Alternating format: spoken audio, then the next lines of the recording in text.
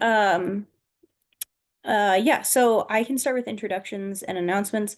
Um, for Clean, we had a really, really exciting night last night. Our fourth and final webinar in the webinar series that we've been doing this spring happened.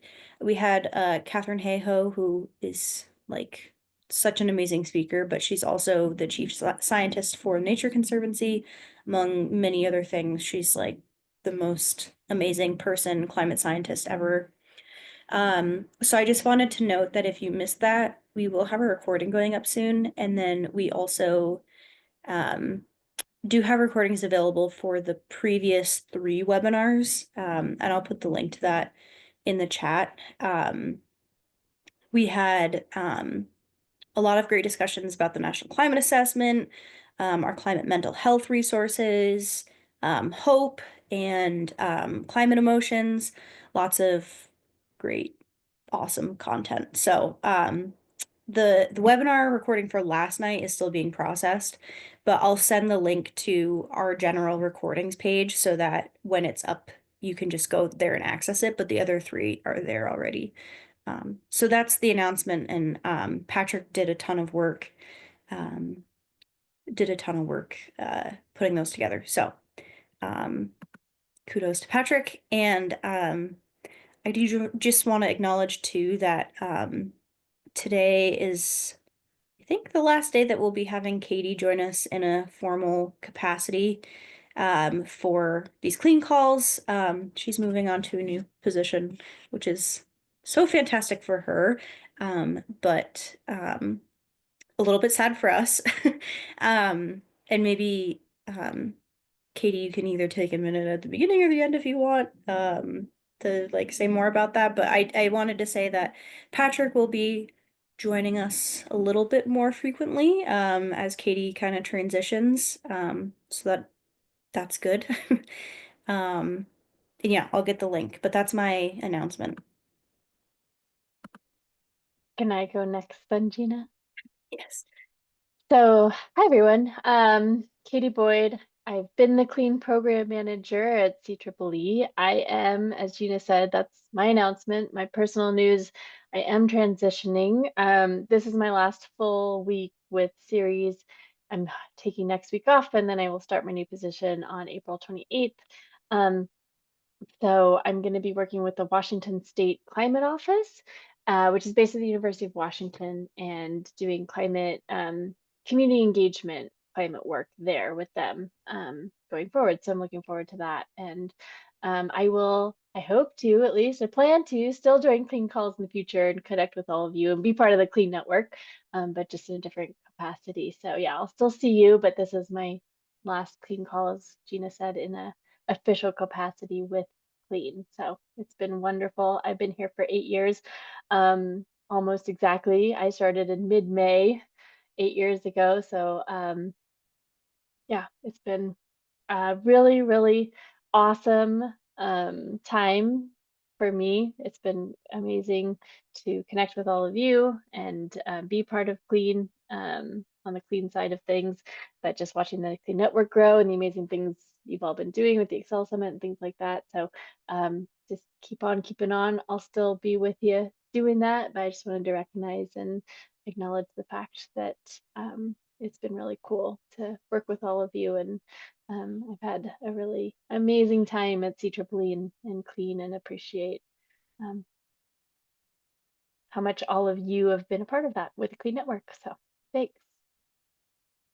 Patrick, since Gina called you out, do you want to introduce yourself? Sure. I am Patrick Chandler, and I am based both in the NOAA Climate Program Office and the Community Education and Engagement side there, and then at Ceres in the CEEE office. And on both of those sides, I work in the middle with Clean, that is co-chaired by NOAA and Ceres. And my focus has been on creating educator guides and access for the newest national tools, the National Climate Assessment and the climate literacy principles that were published last year. And then doing this project to begin the setup of regional climate literacy hubs. Stay tuned. They'll probably still happen. And get this webinar series rolling. And I want to say on a personal note, Katie and I came into Clean at about the same time. And it's been, I think, 8 You were years. before me even, Patrick. Yeah. Yeah, but you weren't far after, a few months after. And so I think that we've spent the majority of meetings these last 8 years together, not by a wide margin because I've transitioned to doing less meetings, but just really support you in moving forward, and lots of love and appreciation to you for everything you've done to move Clean forward and provide support and friendship throughout. So thanks, Katie. Gina, should I slide this to somebody else? Is that what we're doing here? We're just kind of going for it. Yeah, I just want to say, yeah, thanks. Lots of love on this call today. Again, if you just joined, we're doing announcements right now, and if you've not been with us before, maybe, or haven't been with us in a while, maybe just slip your introduction into the chat so we know who's with us. And yeah, this will be the last formal call with Katie as she transitions into her new role, if you just joined and didn't hear that. So moving on to other things though, we do have a presentation today, so I want to make sure we have plenty of time for that. Are there other announcements that folks want to make? Go ahead, Scott. Oh, sure. And thanks to you and Katie and for the wonderful session last night. That was great. So good luck to Katie with her new position. I just want to, Scott Lewis with the Florida Climate Educator Network group here. I just want to put an invitation in the chat room to our issue we have next Tuesday with Rachel Wellman, who'll talk about her Climate Ready program, which included high school students mentoring younger students on climate change work. So I'll drop that in there, and glad to join you today. Thanks so much. Great. Thank you. Thanks for sharing that. Should be a good event. David, why don't you go? Yeah, hi, I'm David Blockstein with Bard College, and I run the Worldwide Climate and Justice Education Week. Just put our stuff in the chat. The big week was last week, but as these things happen, activities are continuing throughout Earth Month. We had more than 50 countries represented, more than 500 teachers making climate a class, more than 70 events, including virtual events. And I will highlight a couple of things. One is I'll put a link to our virtual events in the chat, but I posted this on the Clean list the other day, but tonight there'll be a webinar with Bill McKibben from the Open Academy as part of their 30th anniversary on Thursday. I'm sorry, McKibben's tomorrow night. Thursday, the Public Employees for Environmental Responsibilities are having a webinar on DOGE and climate change. Impacts on NOAA and EPA, something of direct interest to this community, certainly. And then also with support of the Clean the Cells program, that we've have a very active climate and games group.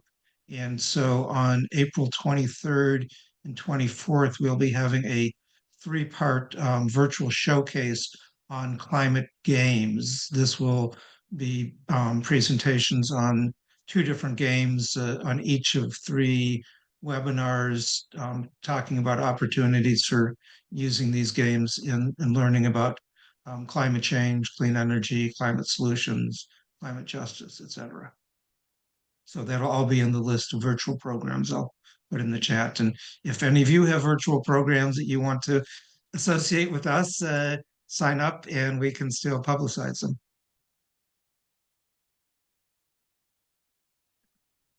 Great. Thanks, David. Yeah, lots going on with Earth Week coming up, certainly.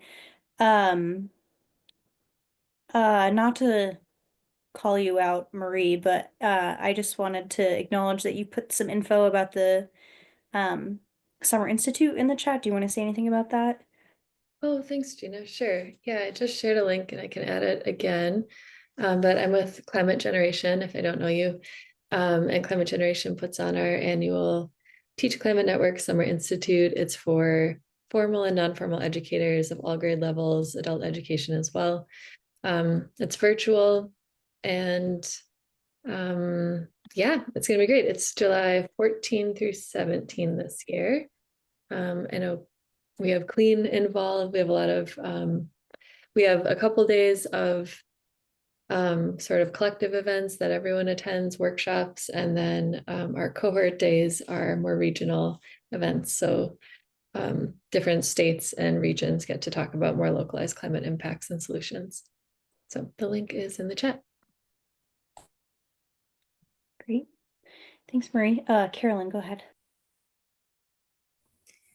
Hey, so I actually, it's about 2 weeks ago now, but I just had a paper come out in the NSTA journal, Science and Children, what's National Science Teaching Association.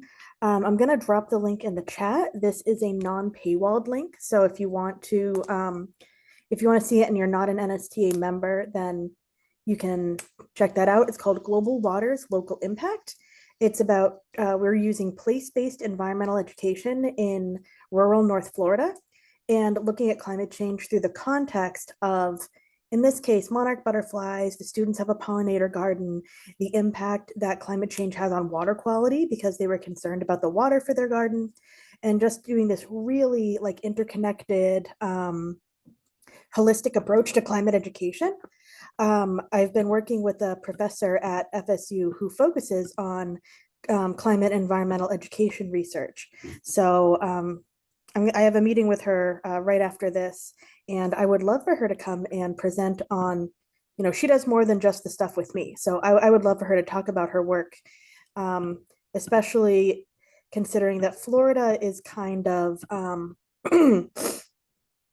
Florida's kind of ground zero for a lot of the stuff that we're now seeing in the rest of the country. So, we've been dealing with funding cuts and hostility and stuff like that.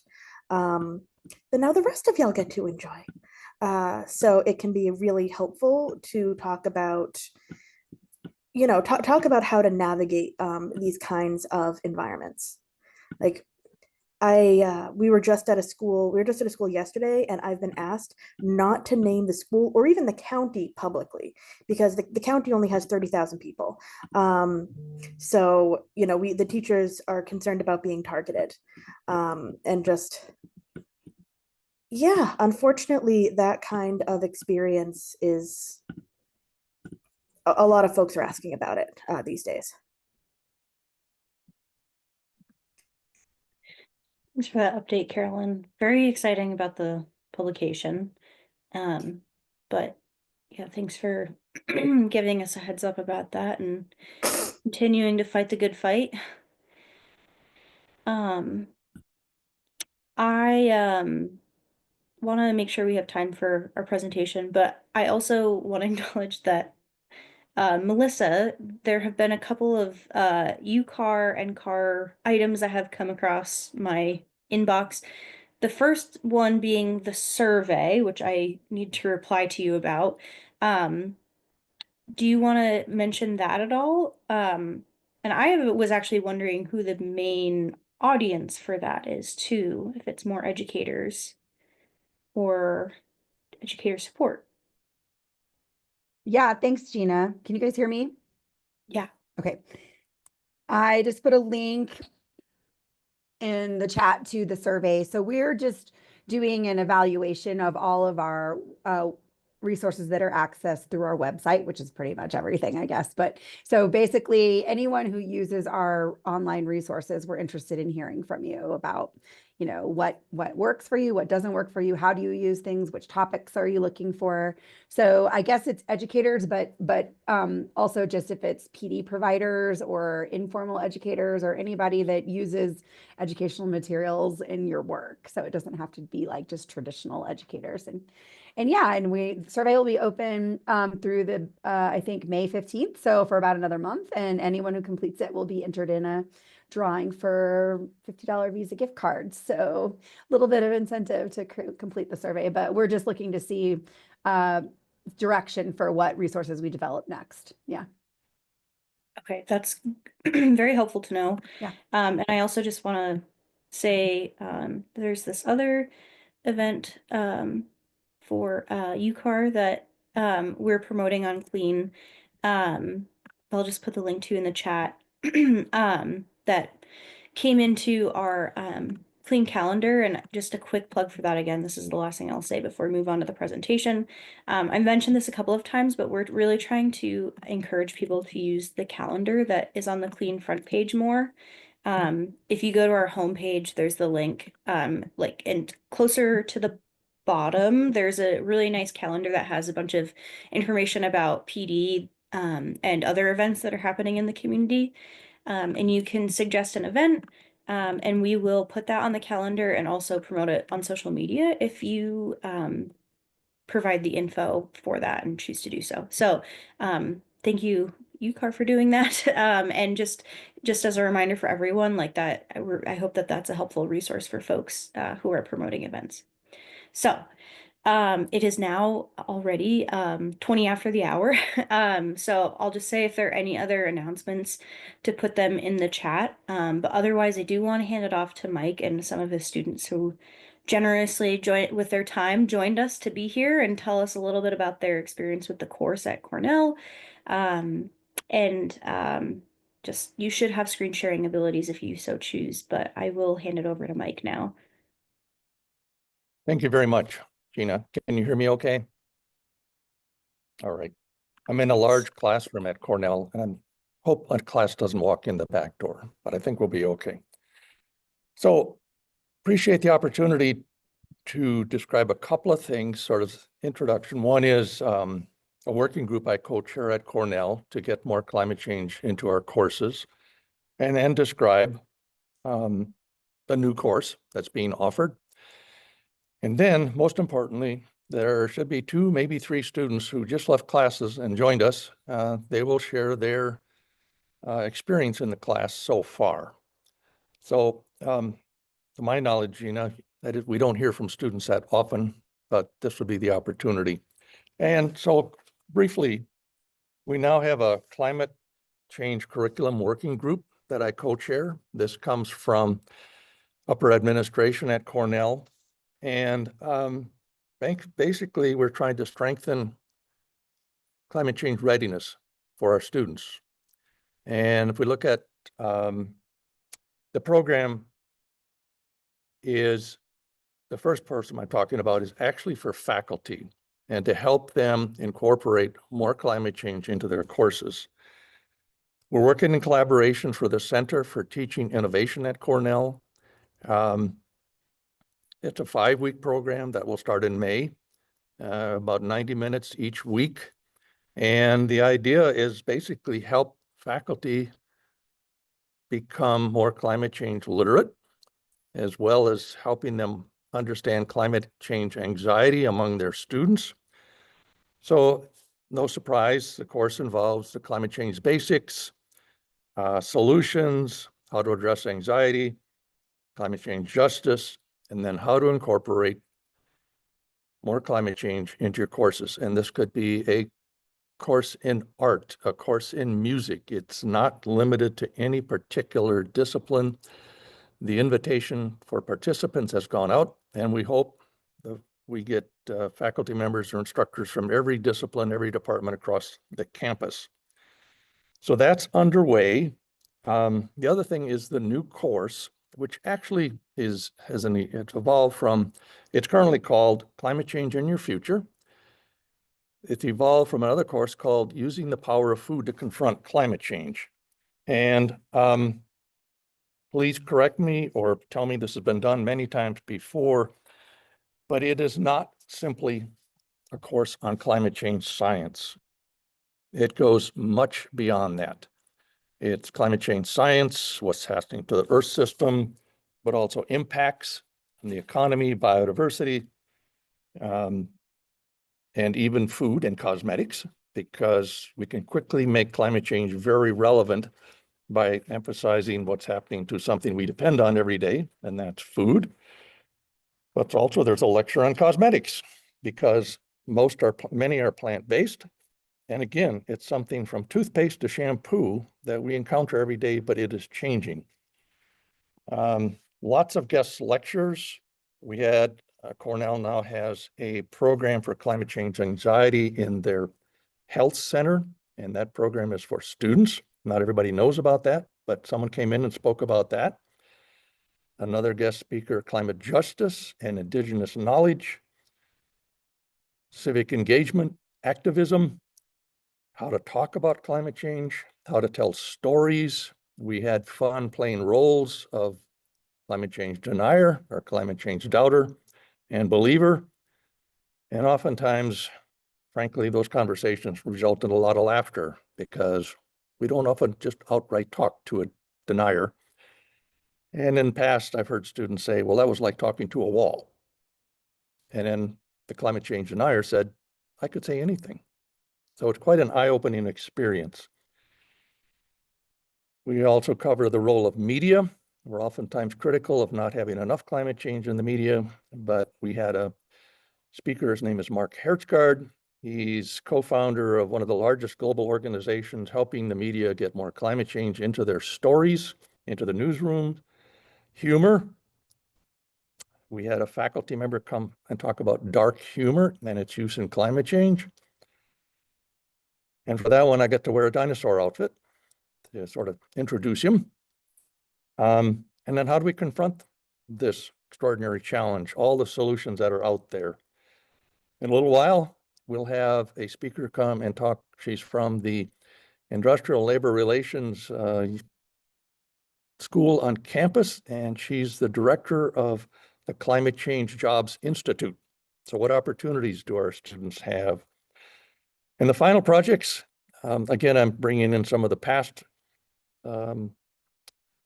projects from the previous course, but students are welcome to write a poem, sing a song, write an op-ed, do art, depending on their passion and their discipline and what they're feel best at communicating a message, and specifically about using the power of food to tell the climate change story. The class will continue. This current class is very small. I think if there's five students in total, which is small, but there's a lot of good reasons for that, given the nature of the course. It's actually a trial course.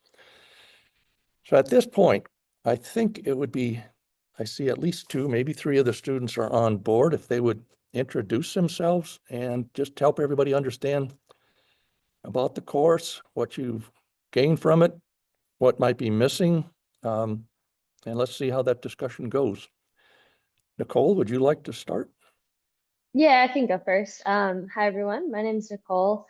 I'm a current senior at Cornell studying atmospheric science and soon to be broadcast meteorologist.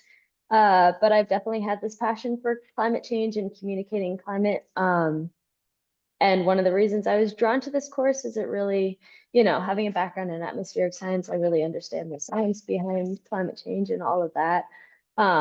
But I feel like this course really takes it out and gives it a much broader view of how it sits within society and how you can, relate it to your average person, which I hope to do. More and more we're seeing broadcast meteorologists be these local climate change educators. So took this course really trying to get knowledge on how I could relate it to people and communicate it that way beyond just the science.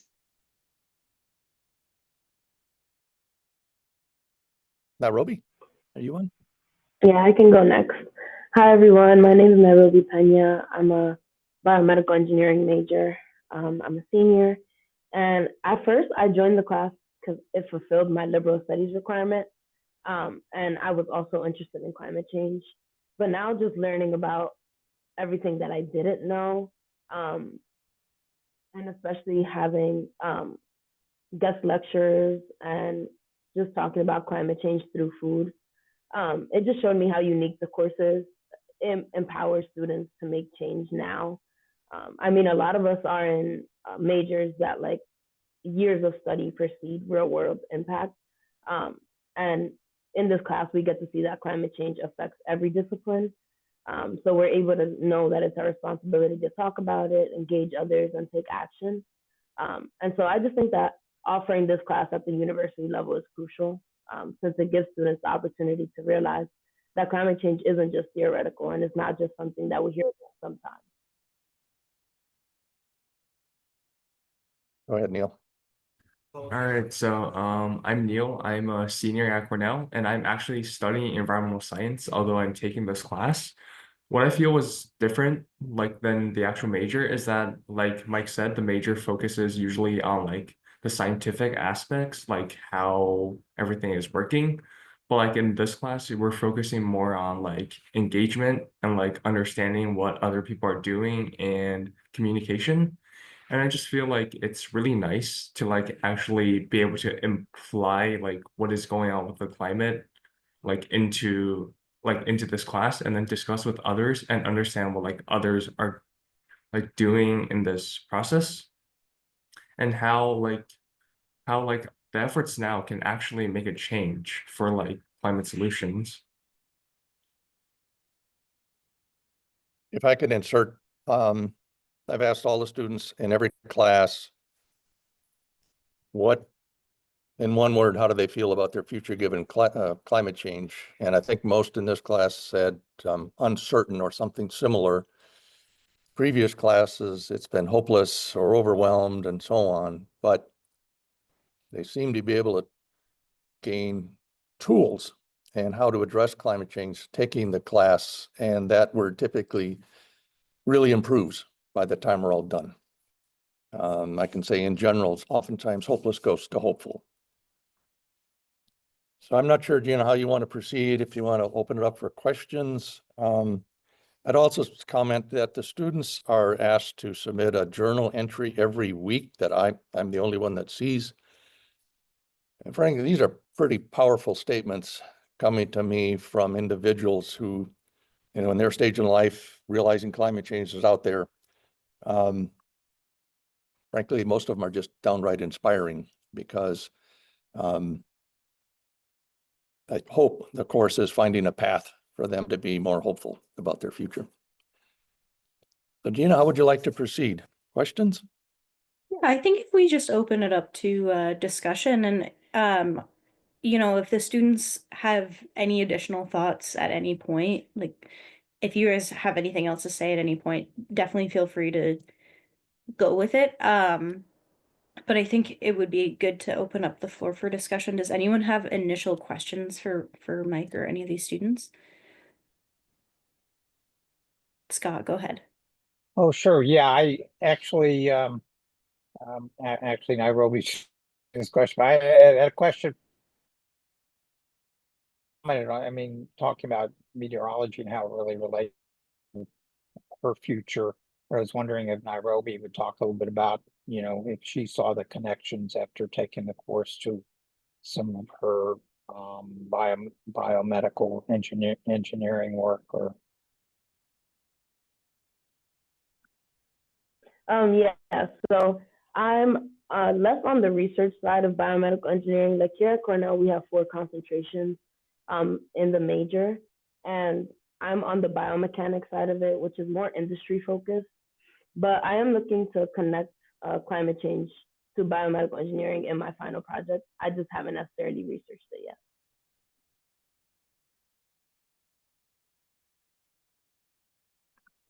Yeah, I was really struck by how it sounds like all you guys come from like really diverse academic backgrounds. It's not just doesn't seem like it's just environmental studies students, although it certainly could be that, but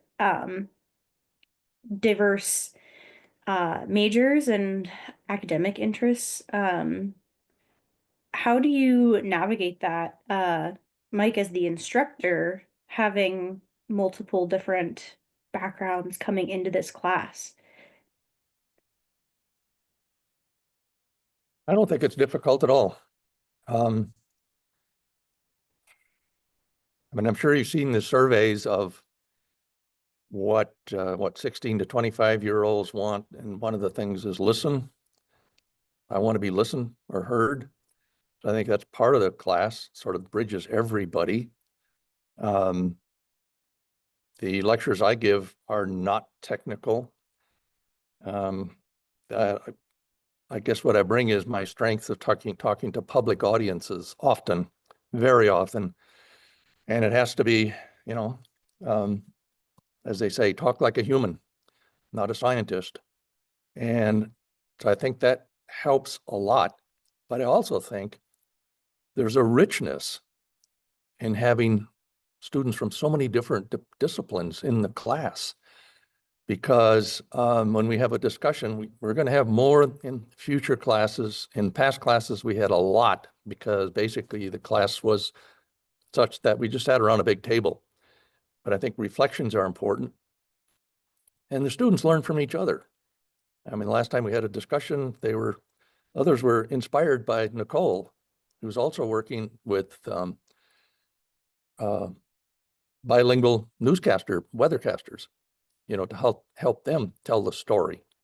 So I don't see that a challenge. And there's no prerequisite to the course. I guess that's the bottom line. You don't have to have any background in biology, in physics, or anything. Anybody and everybody is welcome. And that's the intent. Nice. Other questions?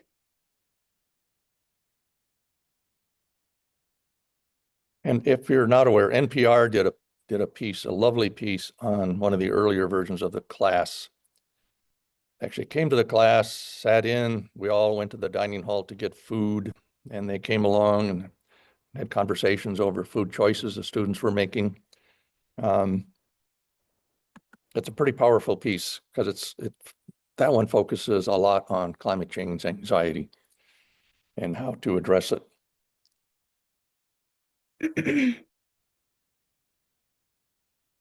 And I do need to give one example from not this class offering, but the previous one, where we played roles and I paired everybody up, a doubter and a believer, and we use food as a way to help the doubter understand climate change. And one of the students said, no, let's 4 of us be my family, be her family. So I became her older brother. We're playing roles. Mom and dad were there. And we laughed so hard I couldn't believe it. Because out of the blue, the 2 males, mom and dad, within a few minutes, well, actually, it's less than a minute, we're talking about how the wine, the Chardonnay they had on their honeymoon had changed because of climate change. But the message also was, it's not easy, even with family members sometimes, to talk about climate change. So I think we all learned a lot, but also had a good laugh in getting there. That's awesome. Humor is very important.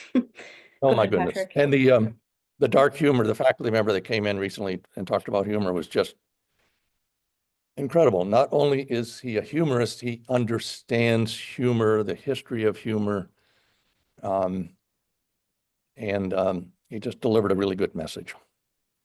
I see a question here from Deb. Using existing solutions to climate mitigation as a learning nexus. Well, I think, you know, first and foremost, talking about climate change is really important, and we do that. You know, all the strategies and mitigate. Oh, we use drawdown as a model for how to, you know, discuss the various options to mitigate climate change. What else? We spend a lot of, and a big one is what Cornell is doing to mitigate its impact, because oftentimes the we, including me, go through an institution, have no idea what that institution might be doing in infrastructure, et cetera, to reduce its carbon footprint. And one of the speakers came in and talked about something called earth source heat. Cornell has drilled a hole almost 2 miles deep, trying to tap the heat of the earth and ultimately warm the entire campus. All of us were just amazed at that. So I think the idea of using drawdown as sort of a way to organize solutions was a pretty good approach. But the students may want to add to that as well. Yeah, I thought it was very interesting. I'd never heard of drawdown before, and it's a very, I guess, hopeful way to learn about climate change because it's kind of laying out all the solutions and seeing how feasible it is. I'm pretty active on social media too. I even made a few videos about some of the solutions I learned about in class with that. So I found it very fascinating. And by the way, we both Nicole and Nairobi provided quotes that about basically how they felt, what could be done if they were going to talk to somebody, what's the message and why we need to tackle climate change. And the College of Agriculture and Life Science put that out on Instagram and LinkedIn. So both of those have about 16,000 followers. So it's a good opportunity for them to tell a story.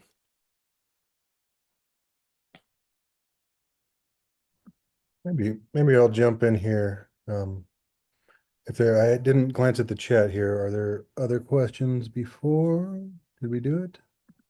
I think Okay. Deb's was the only question. We've got a lot of other resources floating around, but I think that was the only question. So go ahead. Cool.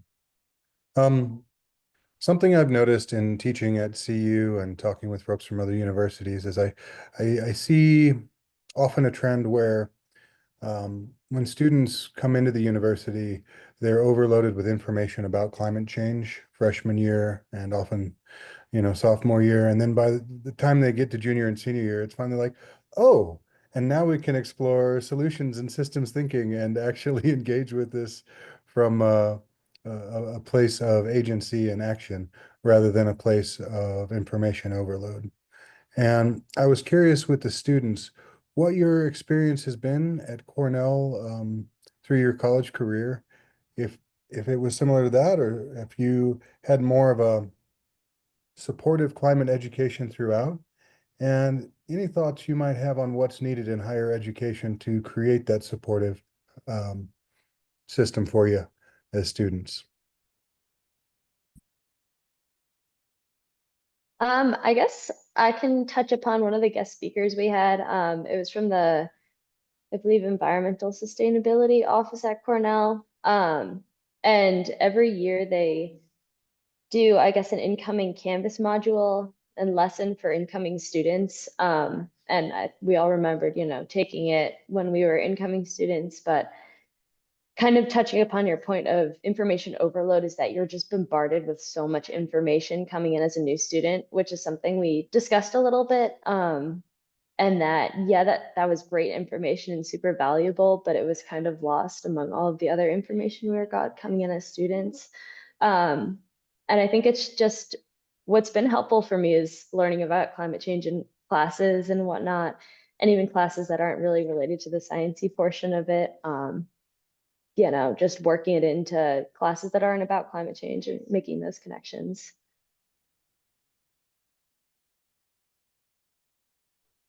Yeah, I agree with Nicole. It's definitely like freshman year, you're doing the Canvas module, but also it's a part of a big block of Canvas modules that you have to do in the first place. So it just becomes something that students do just to check off the requirements. And I'm not sure how many students are really paying attention to it, being like placing the emphasis and importance on climate change. And I think that's why having a class like this at the university level is very important. I also think it would be helpful to include climate change or some part of climate change education in classes that aren't necessarily named climate change. Like even for the biomedical engineering curriculum, we don't necessarily learn about climate change or how it relates in our major. And it's left to us to take a liberal studies course on climate change for us to even learn about it.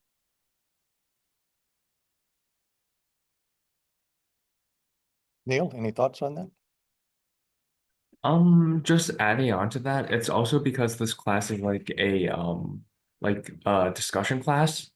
So like it's like how we've been doing it in the class is like trying to like find the linkages between ourselves, like the students and the topic seems to have like more of a influence than just like filling out like the questions in Canvas or like just talking about them as like scientific facts.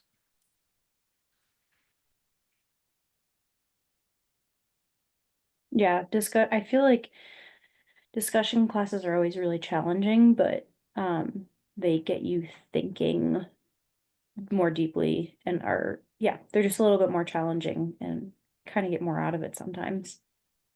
I'd be curious to hear from everyone, from Nicole and Nairobi and Neil, like what's something that surprised you about this experience taking a class focused on climate change? Like what's something that you weren't expecting or that, yeah, took you by surprise? I guess mine was the food aspect of it. I think that is such a huge, uh, aspect of climate change that I've just not really learned about yet, and how integrated it is in literally everything that we eat, or drink. So I think it was a big component of the course, but also really surprising and important to learn about.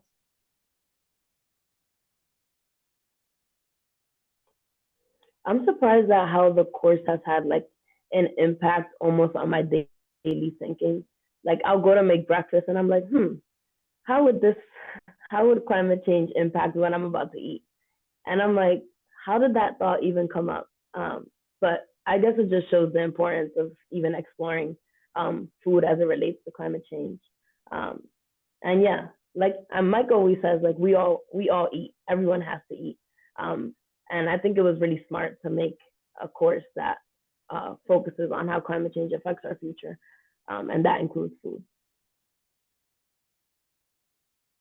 For me, it was just probably mainly just like all the discussion activities, how we were just like engaging about not just about food, but like about like many of the other topics about like what we were doing and then like the role playing thing. It just like it just helps you to like understand more of like current climate impacts and everything like that. Can I ask? For everybody's sake, and there was a question earlier when we're talking about food. The food is the ultimate climate change messenger. So we see food as in that way, as a solution to climate change. This is not a doom and gloom story, but food has a unique power because we need it, we love it, et cetera, on and on and on. And that's what everybody picks up on, I think, is yes, it's changing, but it also offers you unlimited stories to tell to others who may be doubters. And all you got to do is, there you are with a glass of wine or a beer or a pizza, and the person across from you can be helped understanding climate change through what you're about to drink or eat. I think there was a question from somebody. Yeah, I have a quick question. Just curious, after taking the course for the students that have taken it, how are you feeling in terms of like empowered or worried or all those things, or like whatever, in terms of like what your learning has provided you for next steps you might take?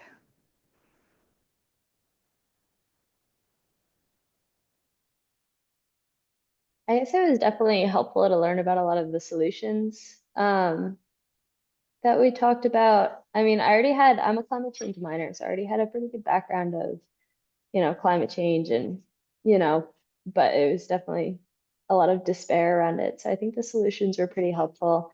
And then, as I'm going into a career with communication, I think I now have a lot of tangible things that I can go forth after graduation that I can, really use and put into action. So I think it's helped me a lot in that way, and knowing kind of what to talk about and how to talk about it and relate to your average person. Yeah, I agree with Nicole on the on like learning about the solutions. I think prior to this class, I thought of solutions as like, oh, turn off the light when you leave the room, or like recycle, like almost the basic things. Not that they're not necessary to do, but something maybe that people are more, it's more common to know about. And I think the feelings, like it also exists. We're still worried. We're still concerned, but also I think this course highlights a lot of the hope that exists with fighting climate change. And so, yeah.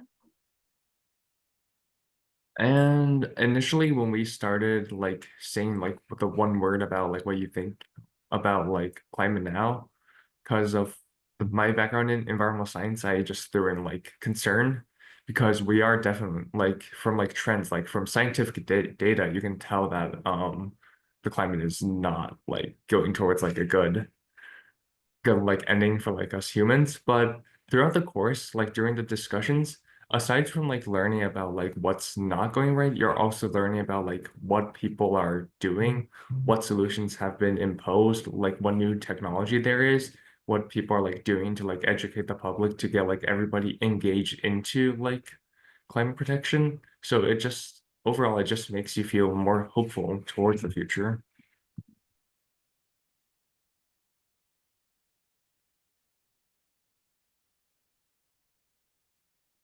I see a couple of comments I'll respond to regarding like UC San Diego. And what they've made, how they've made a climate change requirements back to the working group. It turns out it's really, really difficult at Cornell to add another course requirement to the current curriculum. Doesn't mean we're not going to try. I think that would be the ideal situation, but in some way or another, you know, this course now will be offered again in the spring of 26, and hopefully much more marketed far and wide across campus. So maybe we can have, there's a course called, taught by Bruce Monger, and it's referred to as the Monger effect, because like 1,000 students take that course every semester, every time it's offered. So can we make this course have that kind of an appeal so that students will simply sign up because it's a good course, they'll learn a lot and gain much from it.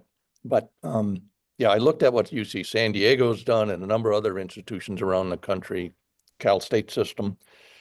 So in part, we're modeling not only this course, but kind of the program for our faculty as well, to help them get more climate change into their courses. I talked with Wayne Alf about that program, and the other person, Rebecca, somebody who had instigated that, and they did it through the Senate. It was a really interesting move of how they did it. And it's like 20 different courses across campus and different topics. Yep, but they still need, like, there's a lot of effort at Cornell to get more climate change into courses, but that's not enough. They still need the basics. They still need climate anxiety. They still need, so, you know, they get pieces from, and that's great. But I think a comprehensive course like the one we're talking about, I think is extremely important.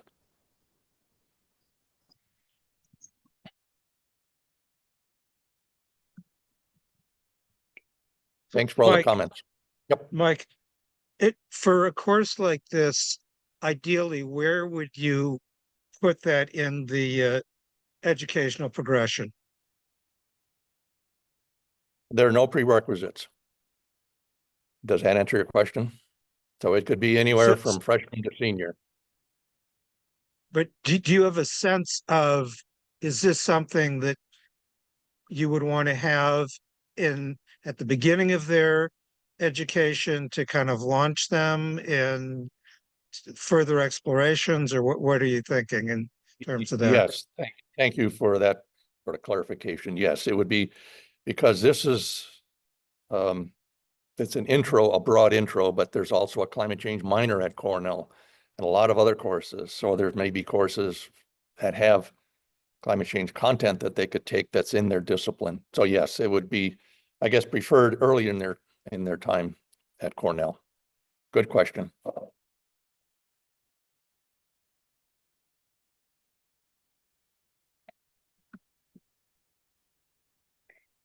And if I may go back to some of the other final projects, we have yet to do final projects in this semester, but as I mentioned, a student wrote a poem about basically life in the energy in a kitchen and how that connects to climate change, just making food.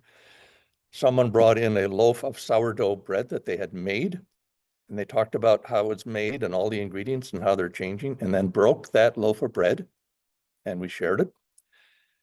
Another student brought all the ingredients to her mother's favorite salad to class and made the salad and talked about each ingredient as she prepared it. And guess what? We all had a salad.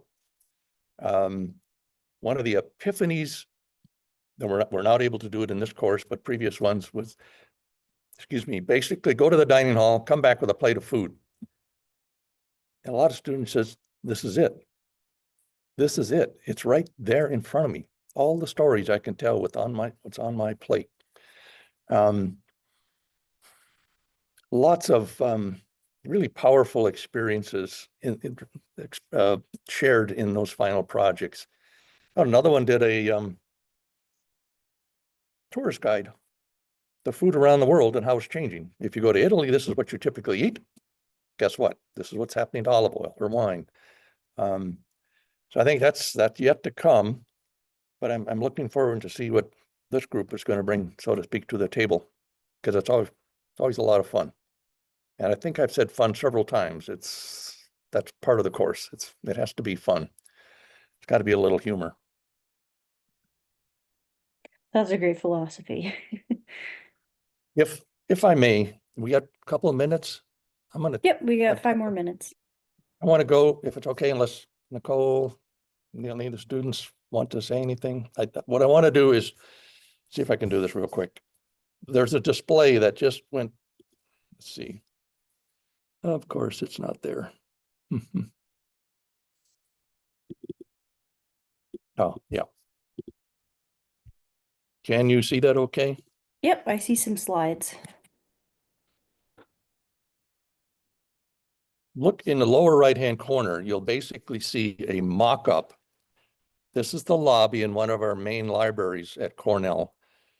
There are several of these large panels, and they're going to describe the power of food. There are a lot of quotes in here from students. There are not many from this current class because we're not done yet, but a couple. But it just talks about food and the stories we can tell. But the whole theme is food is seen as a solution. The way to talk about climate change. You can't read it, I apologize, but on the left is the poem by Ilana. And there it is, that's my quote up. I think food has power. It's part of our culture, part of our family histories. It's emotional, it's personal. So why not tap into the power of food as a way to convey the story of climate change? This will be up from April to September, and there's going to be a launch coming up on the Food Fest on April 22nd, Earth Day. So here's some more. On the left is all stories about fruit and vegetables. It's hard, bear with me. These are huge, so when they're compressed in a PowerPoint, you can't read it. But in that circle up above are actually all the things, many of the things that scientists are doing to keep food on the table. The story there is, this is also an opportunity to talk about the value of science. And to the right, in the lower left, this was done by an artist. Crack a cold one. Why you can. And there's our tour guide up there, the Southern England story of what's happening there with wine. So it's really powerful. Students have a lot to contribute to this. And again, this is a sort of another example of how to tell the climate change story. There's an issue at Cornell. Students say, I don't know the climate change courses. So on the right, there's a list of most of them from the climate change minor, as well as courses about food. So it helps direct the students to where they can learn more. And on the left is a little announcement for the event on the 22nd of this month, where there'll be lots of tables from different organizations and departments on campus that work in the food space. I just want to share that because this is based on student experiences, but it's also describing food and its power as a messenger of climate change. Thanks. Awesome. Thank you so much, Mike. I love it because food is very universal. I'm sure that's why you have such a focus on it too. Like it really speaks to everyone. So it's a great theme to focus on. I'll eat. Yes, yes. Oh, if I may, we actually did a national survey a couple of years ago, and believe it or not, food crosses the political divide. If you ask a question, are you concerned about impacts of climate change on your food? About 3/4 of the Democrats say yes, 60-some% of Republicans say yes. Would you like to know more about impacts on your food? Same results. And several other questions, which blew me away. But then if you ask, is climate change a crisis? Then it falls, the political divide, but not with food. That's pretty amazing. We're all human and have human needs. Yeah, thanks for sharing about that, Mike. It is almost to the top of the hour, so I'm gonna end us here, but just want to thank you, Mike, for bringing the students and bringing this knowledge, and thank you, Nicole, Neil, and Nairobi for being here as well. I know that fitting things in as a college student is not easy, so thanks for being here. And thanks everyone for listening. We'll see you in a couple weeks. Okay, thank you. Thanks for hosting. Thank you. Thanks everyone. Thanks, y'all.